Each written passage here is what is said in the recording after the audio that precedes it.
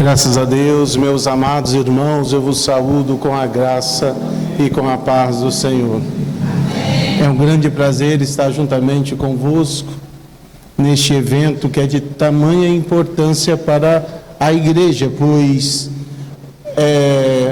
a reforma protestante, ela marcou a vida da igreja. E isso eu acho muito importante nós, todo ano, lembrarmos deste evento, por que não dizer deste momento de avivamento que Deus soprou sobre a terra, sobre a vida da igreja. E nós estamos aqui hoje, pela bondade de Deus, para nós falarmos acerca de somente a graça. Somente a graça. E antes de nós entrarmos no texto que o nosso amado pastor leu, nos ajudou, antes de nós falarmos um pouco acerca desse texto, eu quero chamar a sua atenção para essa questão das 5 solas. Das 5 solas. Quando nós falamos acerca das 5 solas, dá-nos a entender assim, por um prisma de que as 5 solas foi aquele padrão estabelecido pelos reformadores, ou seja, como que os reformadores, eles sistematizaram as 5 solas, sendo que nós sabemos que não foi bem assim, pois, embora os reformadores, eles tinham em mente, no seu próprio coração, assuntos como somente a fé, somente a graça, somente Cristo e somente as Escrituras, que eram temas principais deles na época da Reforma Protestante, mas eles não foram os autores da sistematização das 5 solas, pois as 5 solas, elas vieram a se agrupar exatamente no ano de 1900, ou seja, no século 20. As 5 solas, ela é bem novinha, ela é bem caçula. Você vai ver na história que em 1916 já alguns estudiosos, eles já começaram a dar ênfase a algumas solas. Então, elas foram se agrupando sistematicamente ao longo dos anos. Foi em 1916, foi em 1934, foi em 1962 e, por último, irmãos, foi na cidade de Massachusetts, no ano de 1996. Alguns pastores se uniram, alguns pastores se ajuntaram a fim de criar estabilidade para aquilo que a igreja cria como evangelho, ou seja, colunas baseado no próprio evangelho, a fim de que o evangelho ele fosse algo certeiro. Por que isso? Porque lá naquela época, já na década de 90, o evangelho estava começando a ser banalizado. Sim, banalizado. Um evangelho superficial, um evangelho raso, um evangelho pobre, um evangelho desassociado da graça, um evangelho que não glorificava a Deus, um evangelho que pregava obras como forma de você se salvar, uma graça barata que não transformava. E aqueles pastores, vendo tudo isso, no ano de 1996, eles se uniram a fim de colocar 5 colunas do evangélico que estava baseado na reforma protestante também. E aí então eles escreveram sola escritura. Eles escreveram sola fides, eles escreveram sola gratia, eles escreveram solus Christus, e eles escreveram soli Deo gloria. Então, em 1996, as 5 solas foram fechadas na cidade de Massachusetts. Qual o propósito? A fim de que o evangelho não se tornasse banal. É bem verdade que nós, depois de algumas décadas, estamos vivendo em um contexto em que é necessário que essas 5 colunas, elas devem ser constantemente pregadas na igreja. Constantemente.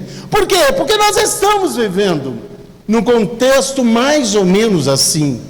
Um contexto de evangelho banalizado, graça barata. Que é a graça barata? É uma graça que não transforma. Imagine os senhores, uma graça que não transforma, não é graça vinda da parte de Deus, porque nós cremos piamente que a graça de Deus, ela transforma.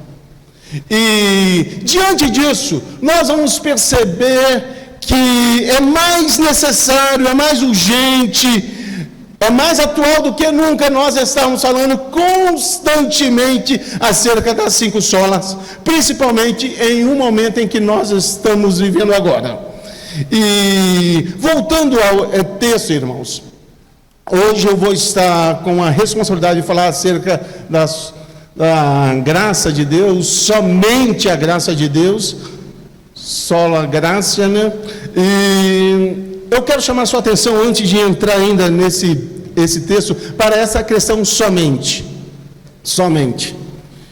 Foi necessário essa expressão somente. Por quê?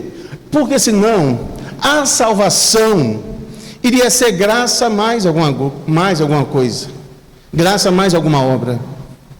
Graça mais alguma coisa que eu faço.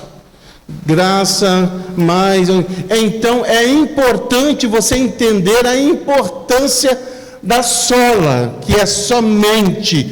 Ou seja, o que os reformadores queriam dizer, que a salvação não depende de obra. Como vamos ver no texto, é somente a graça de Deus. Não precisa de outra coisa, não precisa de outro meio. Não precisa de nada mais, tão somente a graça poderosa e bendita da parte do nosso Deus. Volte para a sua Bíblia, por favor.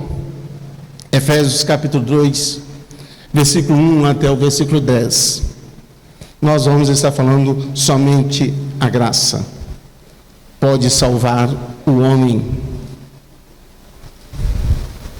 Somente a graça de Deus.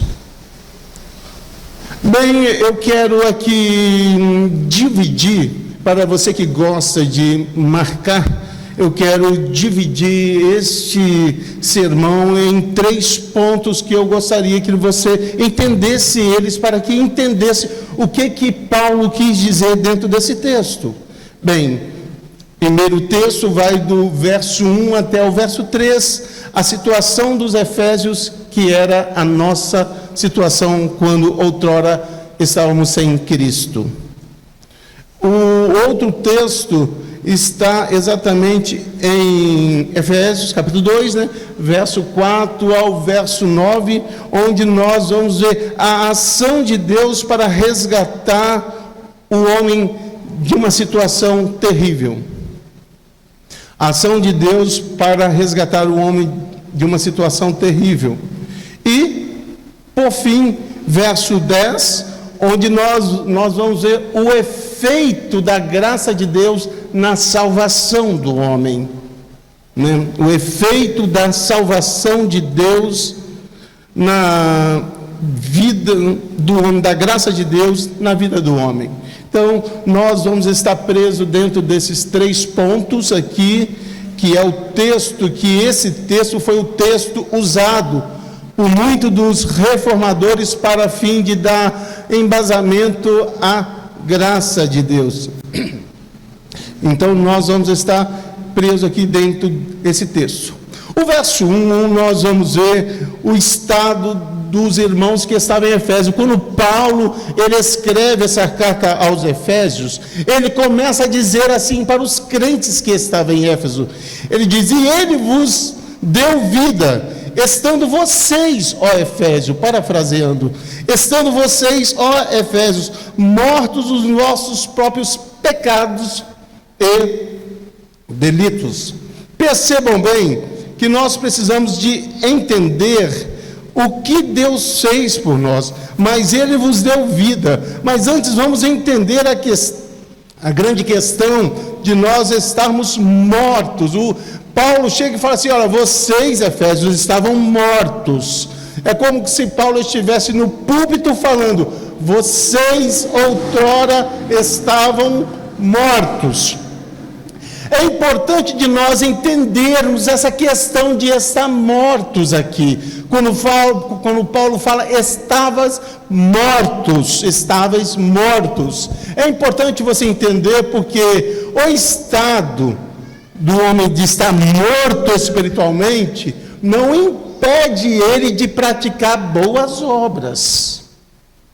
O fato do homem estar morto espiritualmente não impede dele ser um bom esposo, não impede ele de ser um bom pai, uma boa esposa, uma excelente mãe.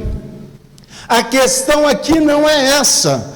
Vocês lembram a história de Cornélio, que era um homem que tinha excelentes obras invejáveis, só que todavia ele não tinha sido ainda alcançado pela graça de Deus.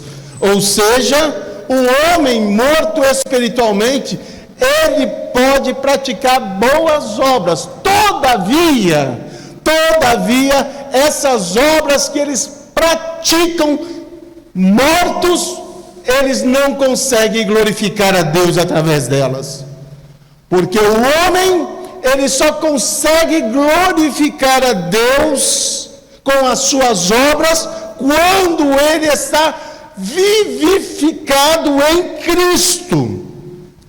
Então eu quero que você entenda, eu quero que você compreenda que o homem morto espiritualmente, ele é capaz de praticar boas obras. Ele é capaz, sim. Então a grande questão é: por que será então? Como explicar essa questão do homem estar morto? Um certo escritor, Champlin, não é Champlin, é Champlin. Ele diz que Paulo, quando fala que outrora, quando estáis morto, ele não está falando simplesmente de uma questão de obra, mas quando ele fala sobre estar morto, ele está dizendo que ele está morto para com Deus, ou seja, totalmente sem vida para com Deus. É como se fosse um defunto.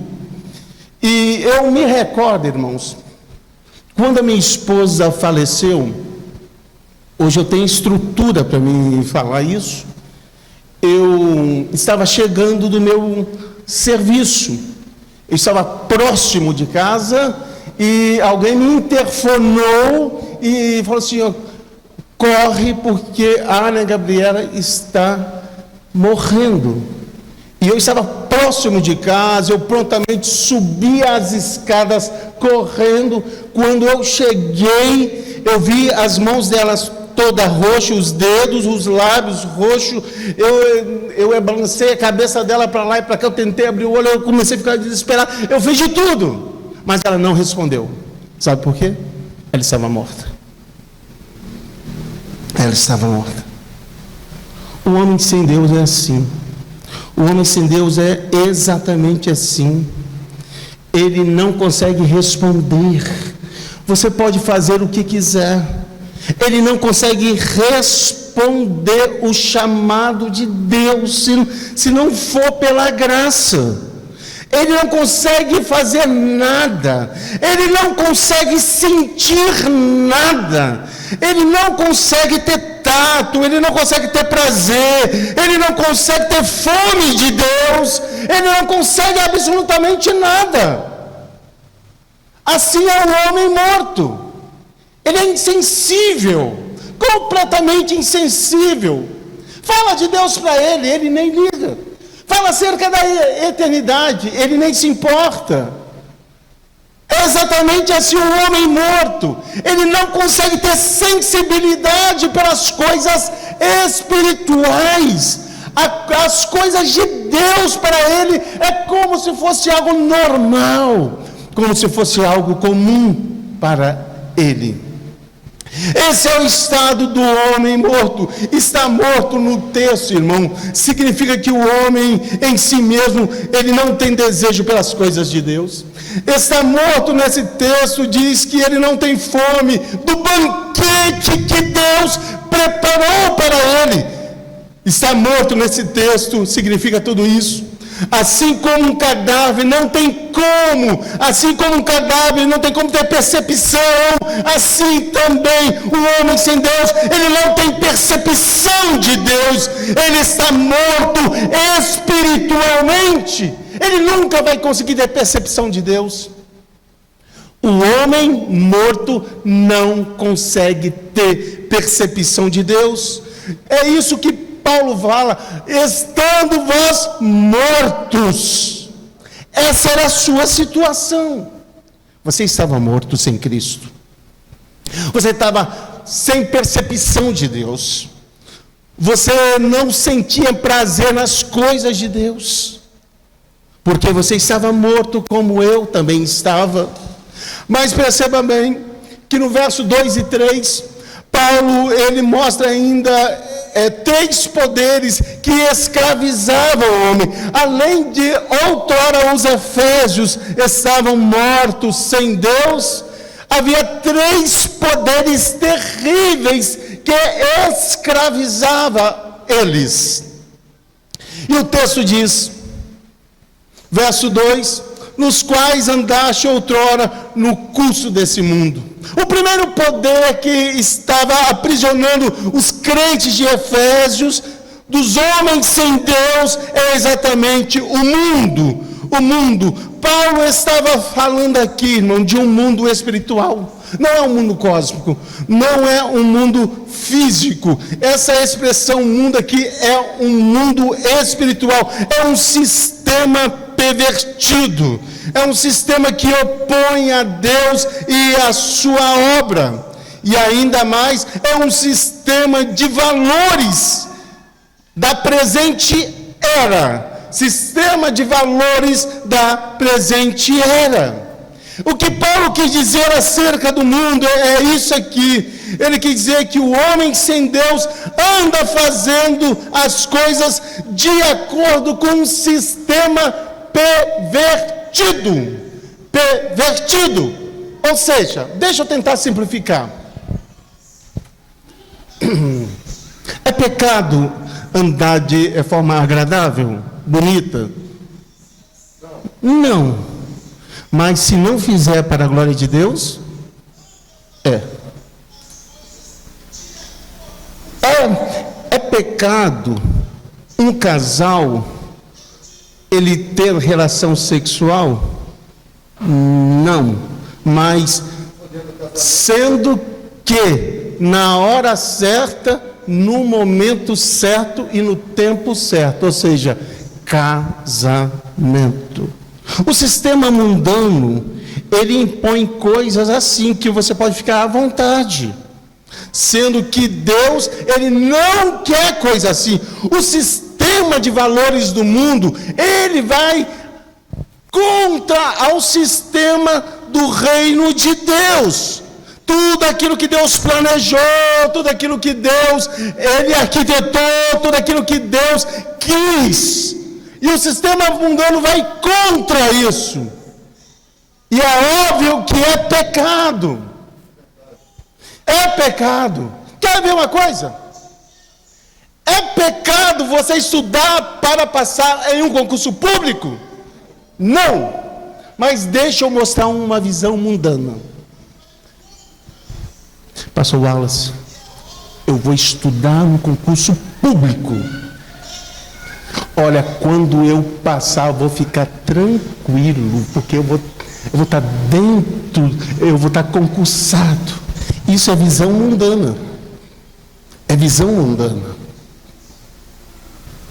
Agora, uma visão que glorifica a Deus é um pouco diferente. É algo assim: vou passar no concurso público e vou viver para a glória de Deus lá dentro. Vocês perceberam a grande diferença? Nós temos, às vezes, pensamentos mundanos. Ah, vou ter só um filho. Isso é coisa do mundo. Eu não estou falando para você encher a sua casa de filho, mas você tem que pensar bem as coisas, porque isso é visão mundana. Nós precisamos tomar cuidado, irmãos. Diz o texto: nos quais outrora andaste segundo o curso desse mundo, ou seja, segundo a direção desse mundo, do pensamento desse mundo. Outrora nós andávamos assim, de acordo com esse sistema pervertido, totalmente pervertido, nos moldes dele, nos padrões dele. Lembra que Paulo disse aos romanos: e não vos conformeis com as coisas deste mundo. O que Paulo queria dizer lá em Romanos 12 era exatamente isso: vocês não podem jamais andar segundo os padrões, entrar na forma, andar nos padrões, no curso desse mundo. O crente que é transformado pela graça de Deus, ele não anda segundo o curso do mundo. Ele tem o Espírito de Deus, ele é guiado pelo Espírito Santo de Deus. O Espírito Santo de Deus o guia, ele é guiado pela palavra de Deus, que é lâmpada para os nossos pés e luz para os nossos caminhos. É farol baixo, é farol alto, é lâmpada para os nossos pés, é luz para os nossos caminhos. O cristão, ele anda segundo as Escrituras, segundo a direção do Espírito de Deus, e não segundo a esse mundo. Uma outra questão, Paulo ainda fala de um outro poder terrível. O verso, ainda diz o verso 2: segundo o príncipe da potestade do ar, do espírito que atua nos filhos da desobediência. Quem é esse príncipe da potestade do ar? É o próprio Satanás. É a serpente venenosa. É aquele que ruge como um leão. Ele é o dragão, a fim de assustar o povo de Deus. Ele é o nosso acusador. Ele é tudo isso, irmãos. Ele é o pai da mentira. Ele é aquele que constantemente diante de Deus acusa os filhos de Deus.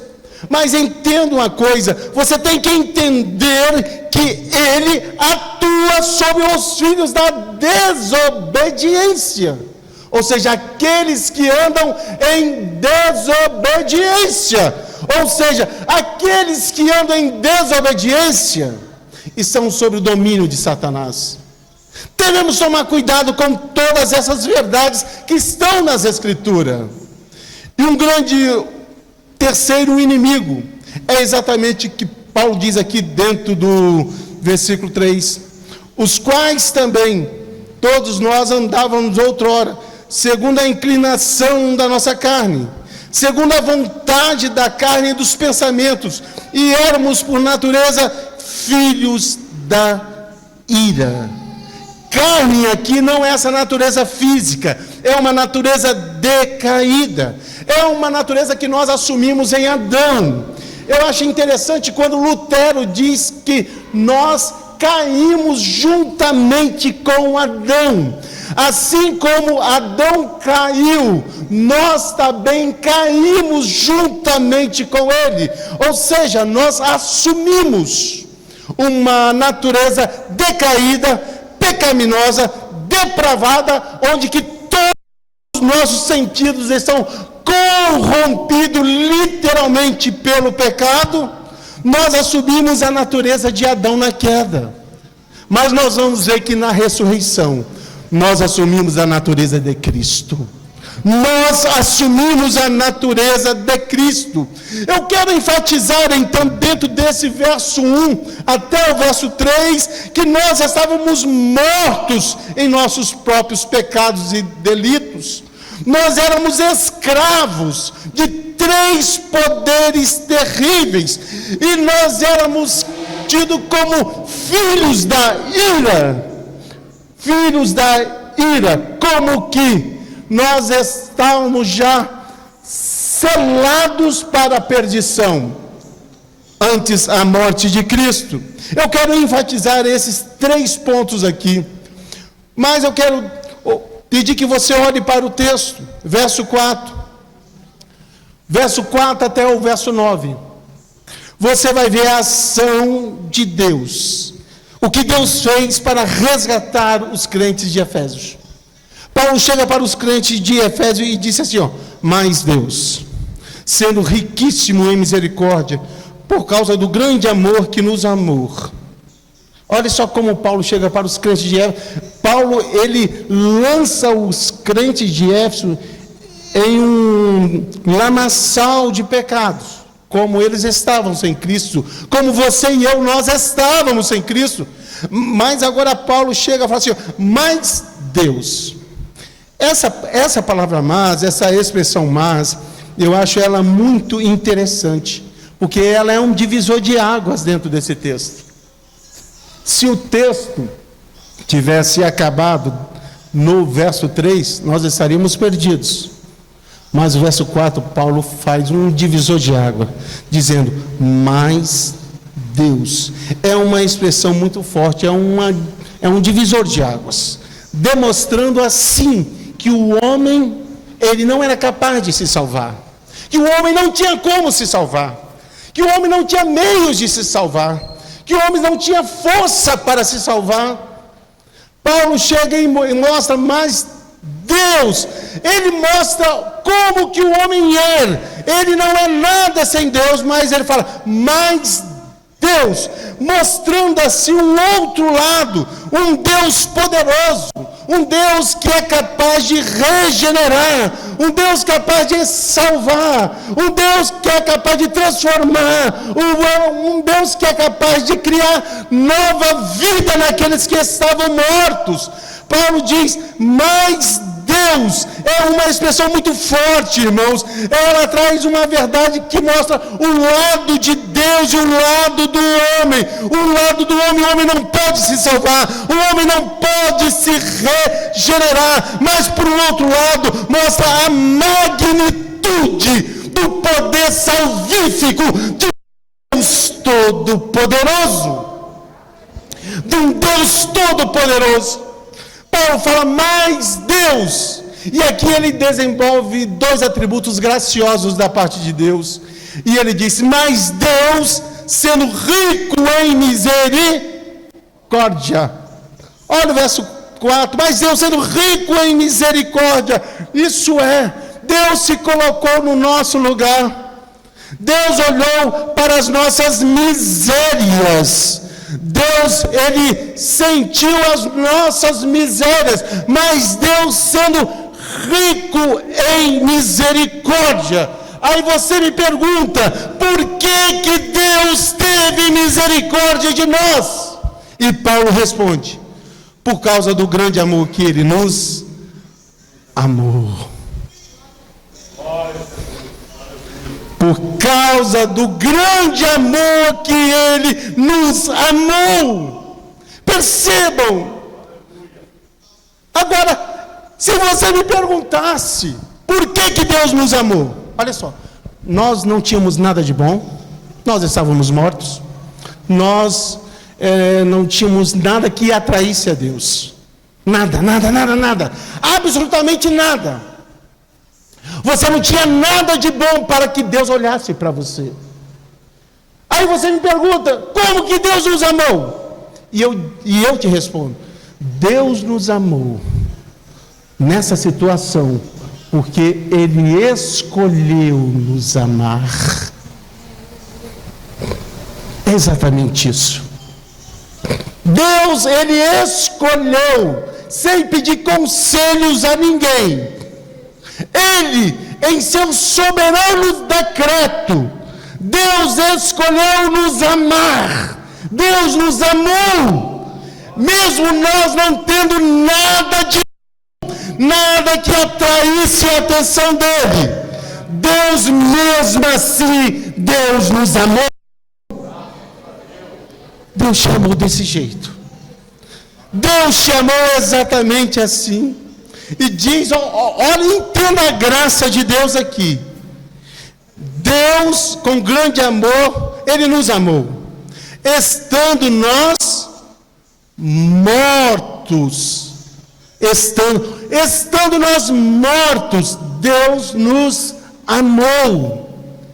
É como se fosse, irmãos, Deus nos amar, sendo, não tinha motivo, não tinha razão. Deus nos amou quando nós estávamos mortos. É interessante você perceber que é fácil amar pessoas vivas, mas Deus amou pessoas mortas. É fácil você amar pessoas teoricamente más, mas só que Deus amou pessoas teoricamente boas. É fácil você amar pessoas teoricamente boas, mas Deus amou pessoas más, como eu e você, exatamente como eu e você.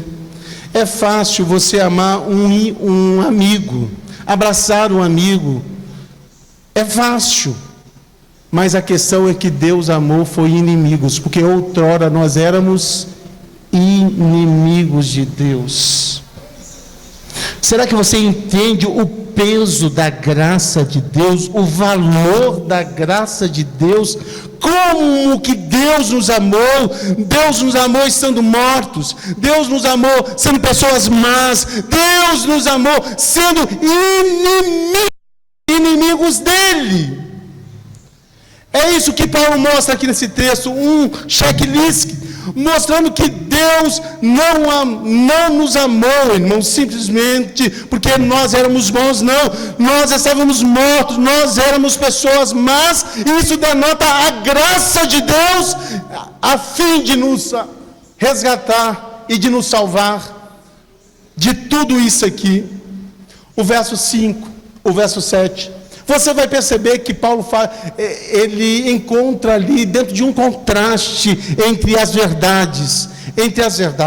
Versos 5 a 7, Paulo, ele mostra que o homem, ele estava em delitos, em pecados, mas ainda dentro do texto, ele nos mostra que esse homem que estava preso em delitos, em pecados, e ele estava morto, Deus aqui agora, ele o da vida juntamente com Cristo, ou seja, esse homem que estava morto, agora ele passa a ressuscitar com Cristo. Percebam ainda que outrora esse homem era prisioneiro, mas agora esse que era prisioneiro, Deus o faz sentar nos lugares celestiais. Perceba que esse homem que outrora estava sentenciado pelo pecado, agora ele está sentenciado pela graça de Deus, porque pela graça sois salvos. Pela graça sois salvos. Paulo mostra esse contraste dentro desses versos 5 a 7, o verso 8 a 9. Paulo ainda Paulo mostra aos crentes que estavam em Éfeso como a salvação é unicamente pela graça de Deus. Confere comigo, por favor. Verso 8. Porque pela graça sois salvos, mediante a fé. E isso não vem de vós, é dom de Deus. Não é de obras, para que ninguém se glorie. Eu quero destacar 3 coisas aqui dentro desses versos. Da ação de Deus através da sua graça. Primeiramente, o homem é salvo pela graça. Por isso que o apóstolo diz: isso não vem de vós, é dom de Deus. Deus é que salva o homem. Deus é que restaura o homem. Se Deus não salvar o homem não tem como se salvar, irmãos. A salvação é um ato soberano de Deus. Pela graça sois salvos. E ele disse: isso não vem de vós. Ou seja, isso não parte de vocês, isso parte de Deus. Isso não é uma ação da terra, isso é uma ação dos céus. Os céus, ele trabalhou em prol da salvação do homem. E eu quero dizer, em segundo lugar, dentro desse versículo 8 e o 9, que a graça é o meio pelo qual o homem se salva. Entendam isso aqui, por favor. O homem não é salvo pela fé, o homem é salvo pela graça, mediante a fé. Ou seja, é a graça de Deus que te salva, e pela fé você abraça a graça de Deus. É como se fosse, deixa eu tentar te explicar. Imaginem vocês, meninas, senhoras, vai pousar no aeroporto de Vitória um avião especial, contendo as bolsas mais lindas que vocês já imaginaram, os sapatos mais atraentes que vocês já pensaram, os vestidos mais lindos. É um avião abençoador, mas ele só pode descer em um lugar: no aeroporto. Esse avião é o avião da graça de Deus, da graça de Deus, trazendo boas novas, trazendo coisas maravilhosas, trazendo coisas bonitas, trazendo coisas atraentes aos nossos corações e aos olhos do próprio Deus. E a pista que ele vai pousar chama sua fé. Ele vai pousar exatamente na sua fé. Mas entenda uma coisa: o presente não vem do aeroporto, o presente vem do alto. A salvação não vem da terra, não é um ato da fé, é um ato da graça de Deus. A fé abraça. Permita-me te explicar mais uma coisinha rapidinho, o meu tempo já se foi. Olha só, havia duas pontes. Uma ponte estava meia baleada, vamos assim dizer, estava meio quebrada, e uma outra ponte estava extremamente segura.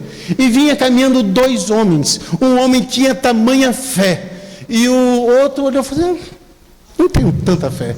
E aquele que tinha fé olhou para aquele outro que não tinha tanta fé e falou assim: eu vou atravessar essa ponte pela fé. E o outro que não tinha tanta fé falou assim: olha, apesar de eu não ter muita fé, mas eu vou preferir atravessar nessa ponte que é mais segura. Aquele que foi pela ponte que estava um pouco quebrada, pela fé a ponte caiu. E aquele que estava se sentindo incapaz de se salvar atravessando naquela outra ponte, disse: eu não posso atravessar porque eu me sinto incapaz. Ele atravessou na ponte segura e alcançou outro local. Eu quero que você entenda, irmãos, somente a graça de Deus te traz segurança para a sua salvação. Somente a graça de Deus é capaz de salvar a sua, a minha, a nossa vida. Somente a graça de Deus que é capaz de salvar o mais terrível e paupérrimo homem. Somente a graça de Deus. Somente a graça de Deus. E em terceiro lugar, para nós adiantarmos, o principal propósito da salvação nesse texto é glorificar a Deus. Na salvação, Deus ele é glorificado. O principal propósito da obra da salvação é a glória de Deus. Não é simplesmente livrar a sua alma do inferno, mas é Deus ser glorificado na sua vida. Esse é o principal propósito da salvação, é Deus ser glorificado. é Deus ser exaltado, é Deus ser magnificado. Esse é o propósito na salvação, Deus ser glorificado. E o nosso terceiro ponto para nós encerrarmos, o efeito da graça de Deus, verso 10. O efeito da graça de Deus na salvação, pois somos feituras dele, criados em Cristo Jesus para boas obras, as quais Deus de antemão preparou para que andássemos nelas. Percebam aqui duas coisas. Paulo mostra como que a graça de Deus age na vida do homem. Em primeiro lugar, somos feituras dele, ou seja, somos o poema. Feituras aqui, a expressão grega, ela significa para nós poemas, uma obra magistral, uma obra principal. Nós somos a principal obra de Deus, nós somos a mais linda poesia de Deus. E como que ele fez isso? Ele escreveu com a sua própria mão. Como ele escreveu? Com o sangue do teu filho derramado na cruz. Nós somos um poema escrito por Deus. A nossa história foi escrita na eternidade por Deus, através do sangue do teu filho Jesus Cristo, o próprio Deus Pai. Ele escreveu a sua história de vida. E em segundo lugar, eu aqui quero dizer, pois somos feituras dele, criados em Cristo para as boas obras. Aqui eu quero falar um pouquinho sobre a graça barata. Quando Deus nos salva, por graça, ele nos salva, não pelas obras, mas ele nos salva para praticarmos as boas obras. Eu não acredito em uma graça que diz que salva, mas não transforma a vida de uma pessoa, que faz com que essa pessoa não anda segundo as Escrituras Sagradas, não anda de forma que sirva para que ela ande para a glória de Deus. Eu não acredito nessa graça, pois a graça que é manifestada por Deus, ela salva e transforma o perdido pecador. É impossível você dizer que é salvo e não ter as obras de Deus na sua vida. É impossível isso. Isso é graça barata, irmãos. A pessoa diz que é salva, mas continua andando conforme os padrões do mundo. Isso é graça barata, porque a graça de Deus, ela transforma o homem. E eu encerro aqui, lhe contando uma pequena história. Um dia no céu, em um juízo, é uma história H, minúsculo, mas vai ser H maiúsculo. Havia um trono e havia algumas pessoas ali para serem julgadas. Havia pastores, havia missionários, havia dirigentes de círculo de oração, irmãs do círculo de oração, e havia um homem muito simples ali diante daquele trono. E aquele trono, havia alguém sentado que uma voz começou a chamar, e chamou aquele pastor. E aquela voz disse: por que você está aqui? E aquele pastor disse: olha, porque eu pastoreei com tamanha puxa os R's, né? Tamanha proeza o seu rebanho. Eu fiz coisas maravilhosas, eu fiz coisas grandes. E você disse: olha, tira ele daqui, lança ele para lá. E chamou o evangelista, aquele missionário, que ele disse: por que você chegou até aqui? Ele falou assim: olha, eu estou aqui porque eu sou um grande pregador, eu ganhei muitas almas, eu fiz tudo isso, o senhor não sabe, eu creio que o senhor viu tudo que eu fiz, foi algo maravilhoso. E aquela voz disse: tire ele daqui, por favor. chamou a irmãs do círculo de oração, por que está aqui? E ela disse, porque nós andávamos de joelho no chão, nós fazíamos coisas maravilhosas, coisas estupendas, nós andávamos, nós orávamos, nós jejuávamos, fazia tudo isso, e nós estamos aqui. E aquela voz disse, tire essas daqui, por favor. Chamou um outro irmãozinho mais simples, e ele veio todo pensando, bem, se o pastor foi reprovado, se o missionário foi reprovado, e se a irmã do círculo de oração foram reprovados, eu estou lascado. E aquela voz disse, por que você está aqui, rapaz?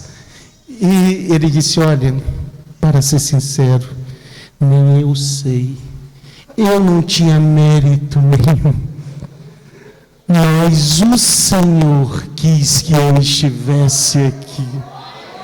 E aquela voz disse, por favor, entre no gozo do seu Senhor. Irmãos, no céu vai ser assim, a salvação natural, a graça de Deus, somente a graça pode, somente a graça pode te transformar, somente a graça pode te regenerar, somente a graça de Deus. Que Deus em Cristo vos abençoe. Por favor, pastor Wallace. Glória a Deus. Deus abençoe ricamente a vida do pastor Isaías. Esse tema tem nos preocupado. O pastor Isaías palestrou sobre o tema a sola graça no contexto pós-moderno. Somente a graça. Só que no contexto pós-moderno, ele falou bem, tem a questão da graça barata, presbítero Zenei. A gente tem visto muitas pessoas assim, falando assim, não, rapaz, a graça me vale. Aí a pessoa anda bebendo, fumando, mentindo, mau caráter, compra, não paga. Ele fala, não, a graça me salvou. Você olha para a vida do cara, é um lixo. Essa graça que o pastor Isaías falou, que é a graça barata. Se a graça do Senhor te alcançou, você foi transformado. Você muda de vida. Já viu aquelas pessoas que querem seduzir os outros? Anda pela rua seduzindo. Já viu? Ainda diz que foi salvo. Onde é? Aonde? Onde que salvação é essa que você encontrou? Não encontrou salvação. Você não pode nem olhar para... Às vezes a moça... não pode olhar para o peito. Não pode. Se olhar para ela, tem que desviar o olho, porque a barriguinha é sedutora. A roupa, não sei... Essa daí não teve encontro com a graça. Teve, não. O homem, a calça que... A menina, se olhar, tem que desviar o olho, porque é para... Não é só as moças também, não. Os homens também. Ainda fala que a graça alcançou. Que graça é essa? Ela foi a graça do inferno. Que a graça de Cristo não é essa. Essa graça é a graça barata. É isso que o pastor esforçou-se para falar tanto aqui essa noite. Muito cuidado. Quando o senhor estava pregando, eu nunca tinha parado para pensar sobre andar no curso desse mundo. Aí a pergunta que eu me fiz, em qual curso que eu ando? Ou seja, a palavra curso ali é andar na direção, andar no domínio, como o senhor explicou muito bem. Espera aí, quem é que me guia?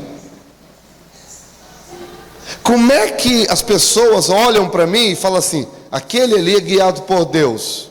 Como é que é?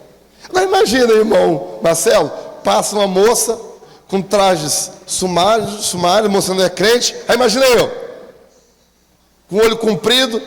Que graça é essa? Não, essa não é a graça de Deus. Porque a graça de Deus, ela é a graça transformadora. Ela não é essa graça barata que assim, as tolera tudo. Nós estamos dando um estudo na sexta-feira sobre a liberdade em Gálatas. A liberdade em Gálatas.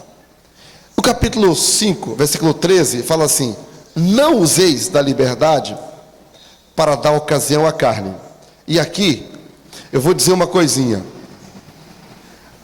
As igrejas como a Assembleia de Deus são igrejas rígidas nos costumes e às vezes leva a pessoa a uma vida de religiosidade.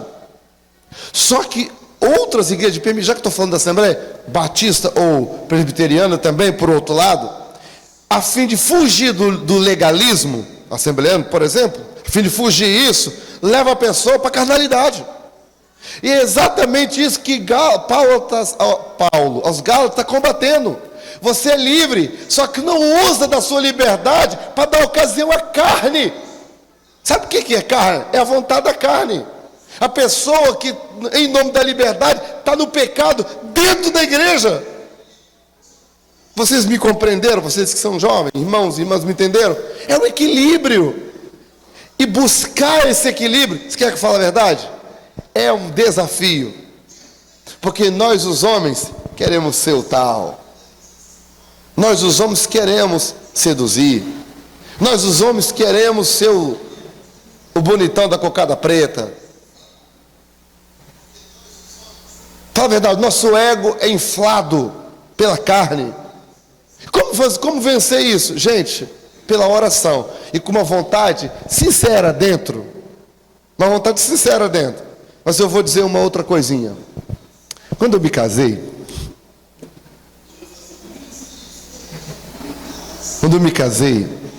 acho que na primeira semana, a minha esposa comprou uma sainha, lembra até hoje, uma sainha marrom, bonitinha a sainha, mas meia curta. Ela colocou aquela saia, deu uma voltinha para lá, deu uma voltinha para cá, e eu fiquei com a cara amarrada. Ela voltou, muito inteligente, sábia, e ela falou assim, está aqui a minha esposa, e ela falou assim, você não gostou da minha saia? Eu falei assim, meu amor, essa saia não é uma saia para uma mulher casada. Saí com você desse jeito. Ela voltou, tirou a saia, nunca mais usou. Duas coisas eu queria ressaltar aqui. Primeiro, a minha postura como homem, porque tem homem que nem homem.